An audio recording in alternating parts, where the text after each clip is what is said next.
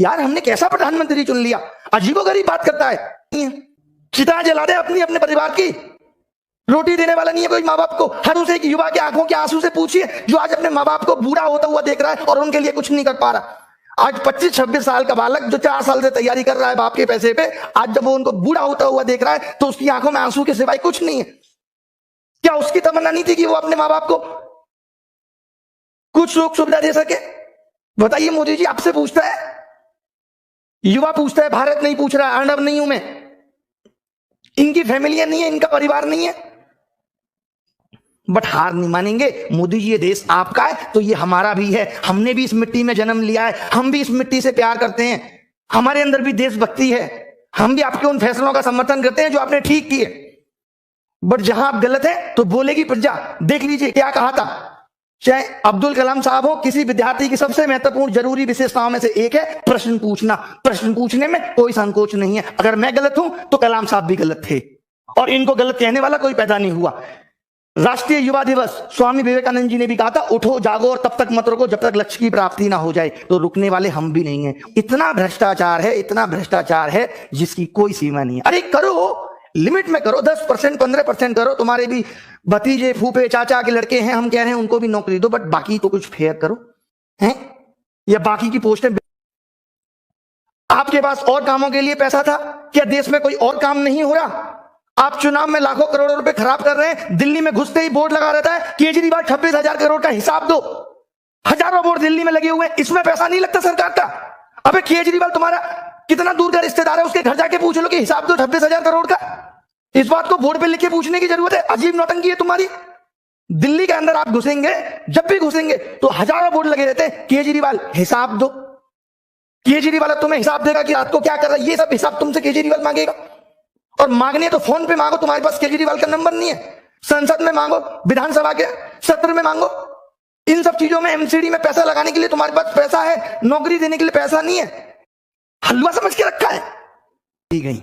और अब अगर रोजगार पे बात नहीं हुई तो इस देश का युवा गले में बेरोजगार का पट्टा डाल के घूमेगा। जो ये मीडिया सरकार के कहने पे ये दिखा रही है कि सब कुछ अच्छा चल रहा है, ये बहुत दिनों तक नहीं चलने वाला। इससे सरकार का ईगो इतना बढ़ चुका है कि आज सरकार खुद को देश से ऊपर समझने लगी है। आप कितने भी आंदोलन कर लो, कितने भी प्रोटेस्ट कर लो, आपकी बात पे कोई ध्यान देने वाला नहीं है। और पूछता है भारत, अब युवा पूछता है कि तुम कब हमारी खबर दिखाओगे। अर्नब पूछता है युवा कि तुम कब हमारी खबर दिखाओगे। अगर आज इस देश की सेलिब्रिटी, आज अगर इस देश का न्यूज चैनल आगे बढ़ा है तो वो हमने बढ़ाया है। आज देश का 2.5 करोड़ युवा अगर परेशान है तो इंटू 5 कर लो, 12.5 करोड़ लोग उससे जुड़े हुए हैं। और उन सब के मोबाइल घर में जब टीवियों में ये चैनल डीएक्टिवेट हो जाएंगे तो उनको समझ में आ जाएगा कि हम क्या चीज हैं। हम नेटफ्लिक्स, हॉटस्टार सबको अनसब्सक्राइब करा देंगे इस युवा और उनकी फैमिली मेंबर्स के मोबाइल से।